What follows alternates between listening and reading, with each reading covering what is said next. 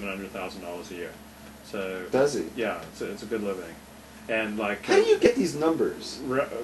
That's what I do. And Rabbi Abraham Teichmann's operation brings in, well north of $1 million a year. I'm not saying he's putting $1 million in his pocket, but it's pretty lucrative. Like the average baked in, what the baked in does day in day out, you don't make any money from that. It's like oftentimes you're dealing with people who got no money.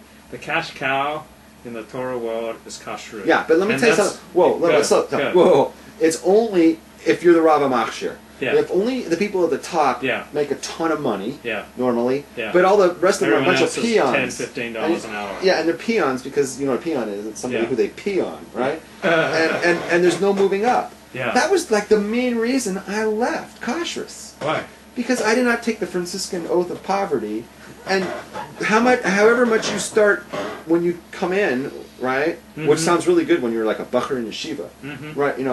Back this was like 25 years ago. And they said, hey, we're going to send you out on some jobs, and we're going to pay you like $10 an hour. It was like, back then too, it was more money. I was like, wow, how fast can I whatever you want to buy in yeshiva, a pillow, I don't know. And so, it was great. Yeah. And then they figured out, well, that's really 20 grand, right? Yeah. And $10 an hour is 20 grand. Well, how about we hire you for 20 grand?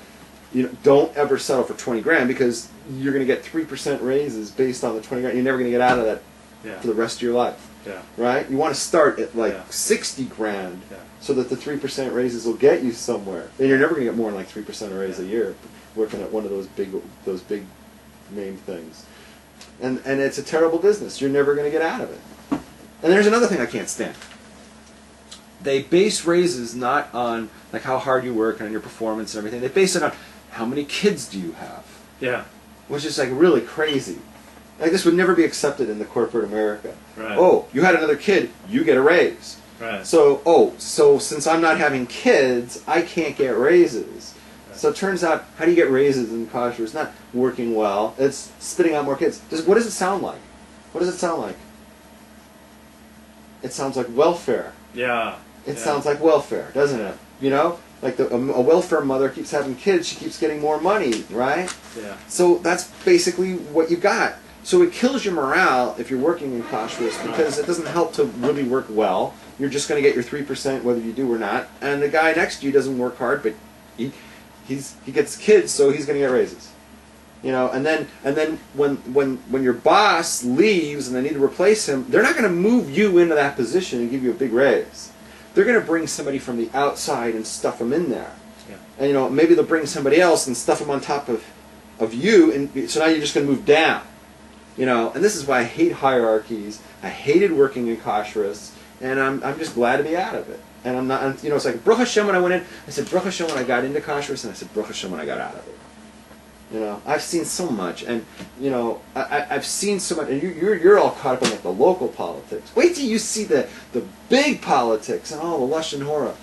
There's the biggest lashon hora. See, you got to understand that OU is like 90% of the market. Yeah, it's like Microsoft. Yeah, it's like the big monopoly out there is the OU, right? Like 90%. There's like 1 million hashgacha labels. 90% of all hashgacha products that have certification have an OU. Yeah. So all the other ones are jealous. Yeah. And from a business standpoint, they need to be able to move themselves into the market by exposing the OU if there's something wrong with it. Yeah. So every day, some little fakach the Rav will say, oh, poo-poo, something's wrong with the OU. Because then, look at me, I do better than that, and you should buy my product at 50 cents more.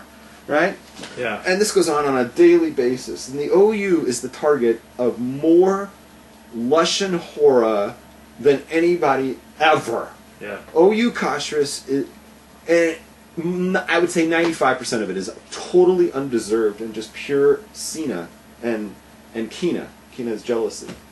Jealousy and hatred. Jealousy and hatred. And it's directed from a political way, but it's business because it's brought by people who have an invested interest to make the OU look bad in that particular thing so that they come in and sell their product at 50 cents more. Right. And I saw it all the time. Right. And the OU is not perfect. There's guys in it that were also getting in trouble for stuff. I saw guys embezzle. I saw I saw everything. You know, kashrus was not the problem in the OU. It was the other things, like what? Politics, and guys got in trouble. One guy got caught with his pants down with another guy's wife. You know, and is that against the rules? It doesn't make the food less kosher, but you know, I saw everything. I saw embezzlement. I saw, guys got kicked out because they got caught with their hands in the cookie jar, and guys got caught with their pants down. I mean, I was like the only guy in there came out clean. That's a weird thing. Like, people would think that, like, Rabs is a character and he is eccentric, but like everything I know about the guy is just a total straight arrow ethically. So. Me? Yeah. Yeah, I was. That's why I left, because I was I was clean.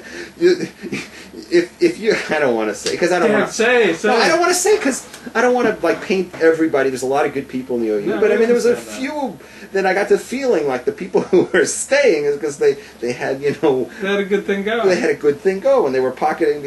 You can make good by doing good.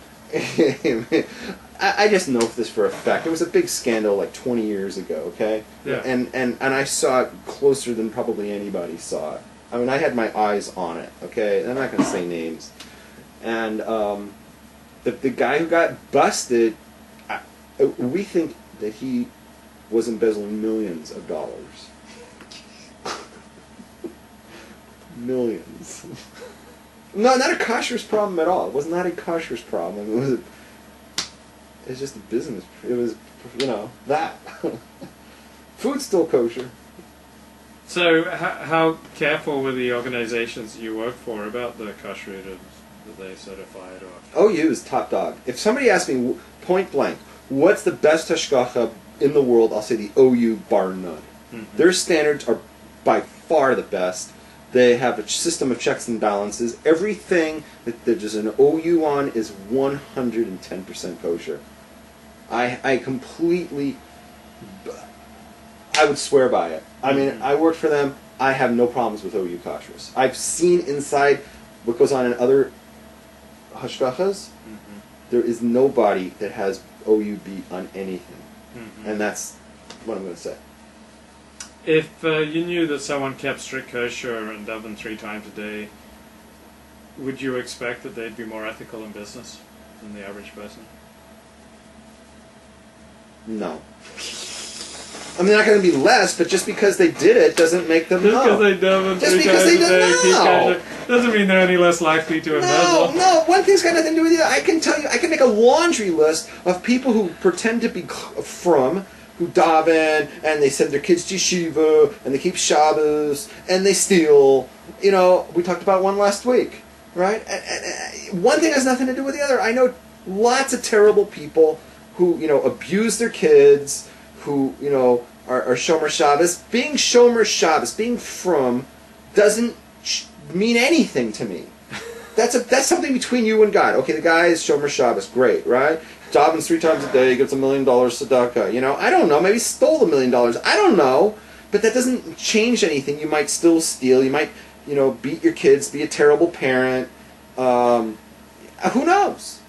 During the 1960s, a whole bunch of yeshiva had sprung up on Pico Boulevard.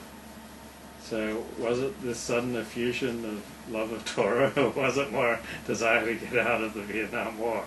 It was more a desire to get out of the Vietnam War. Really? So all these people started signing up for yeshiva. How do you know that? Same thing in, I know history, I know people who did it. Really? There was suddenly an explosion of yeshiva in Brooklyn and New York during World War II. So that Torah Jews could get out of serving in the armed forces. They suddenly became rabbinical students. Really? Yeah. I don't know. I never heard about this. So it's like a classic dodge. Like, let me get away from my obligations to the wider society. I don't want to get shot at. I'm going to go be a rabbinical student. I'm going to go be a bacher in a yeshiva, and they may study a few hours a day, and then they may go to McDonald's, and they may not. They some of them took it somewhat seriously, but many of them were just doing it to get out of serving in the armed forces.